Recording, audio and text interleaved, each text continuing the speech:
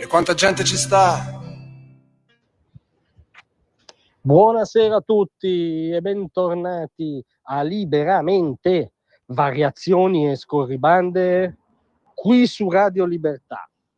Allora ho le mani pulite, è stata la frase clou subito ripresa da tutti i giornali e da tutti i siti, scandita da Beppe Sala di fronte all'aula del Consiglio Comunale di Milano a ruota della inchiesta cosiddetta Palazzopoli.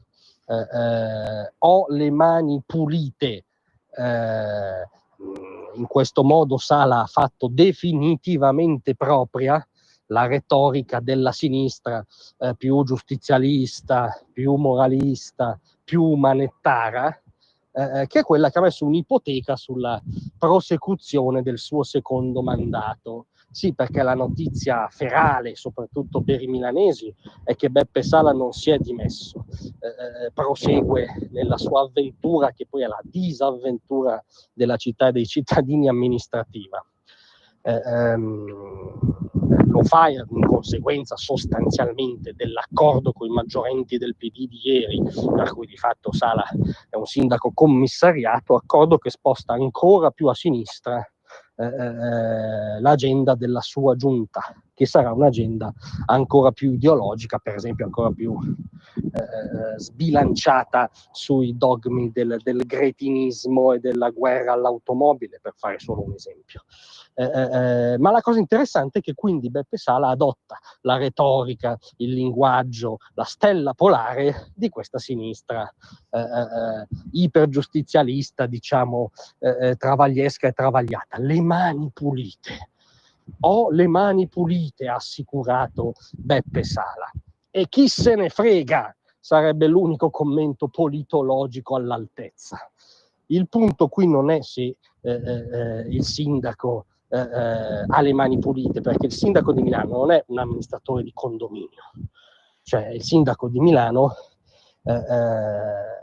è un politico per eccellenza, nel senso che ogni giorno ha il compito di gestire, amministrare, custodire, avere una visione sulla polis, che è la seconda città per grandezza d'Italia, la prima economicamente, la città di Granura più in grado di mobilitare attorno ai capitali, ma anche all'immaginario, una rete internazionale attorno al sistema Italia. Insomma, è un politico per eccellenza il sindaco di Milano, e quindi le sue responsabilità e le sue eventuali lacune sono politiche, non igieniche sulle mani pulite, neanche diciamo espressamente giudiziarie, sono politiche.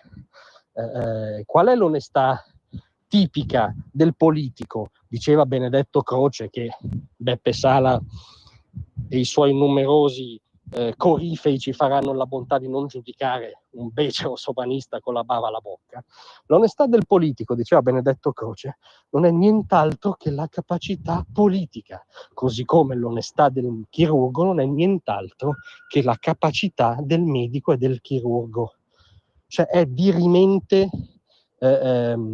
la capacità specifica di gestire la polis, di costruire una visione sulla polis, è dirimente la competenza, è dirimente il bilancio effettivo sulla polis di un politico.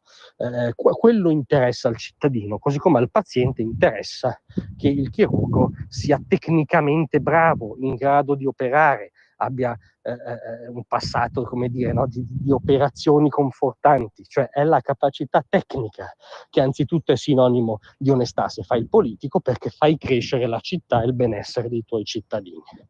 E beh, da questo punto di vista Sala può avere le mani pulite finché vuole, ma anzitutto le ha messe un po' troppo in tasca ai cittadini milanesi, soprattutto gli automobilisti milanesi. Sarà il sindaco dell'area B, C, dei balzelli, della guerra acritica alle emissioni, del centro inaccessibile per intere fasce di popolazione, di lavoratori che hanno il torto di avere un'utilitaria o una macchina non aggiornata alle fobie green.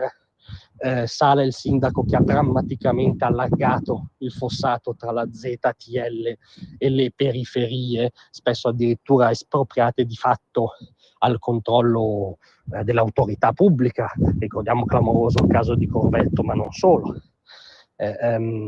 Sala è il sindaco che ha peggiorato la viabilità di Milano con provvedimenti iperideologici come la ciclabile che ha dimezzato la portata di Corso Buenos Aires. Sala è il sindaco che ha abbandonato interi quartieri della città. Sala è il sindaco sotto il cui doppio mandato Milano è precipitata nelle classifiche della sicurezza, precipitata, ed è salita in cima al primo posto nelle classifiche della criminalità diffusa, come insegnava Rudolf Giuliani e la sua teoria del vetro rotto. Sono balle che un sindaco non c'entra con il tema della sicurezza. Il tema della sicurezza dei suoi cittadini dovrebbe essere il primo nell'agenda di un sindaco. Ecco, a Milano ci sono stati troppi vetri rotti non perseguiti, ci sono troppe zone di impunità, ci sono troppe zone di insicurezza diffusa, non solo nelle periferie. Dato tutto questo il bilancio, noi, i milanesi, delle mani pulite di Sala non se ne fanno nulla, prima ancora di stabilire se sono pulite o sporche. Per chi vi parla sono pulite fino al 3° grado di giudizio. Non me ne faccio nulla delle sue mani, il punto è la sua testa, la sua qualità di amministratore che dal nostro punto di vista è prossima allo zero. Grazie a tutti, a domattina. Tra un manifesto e lo specchio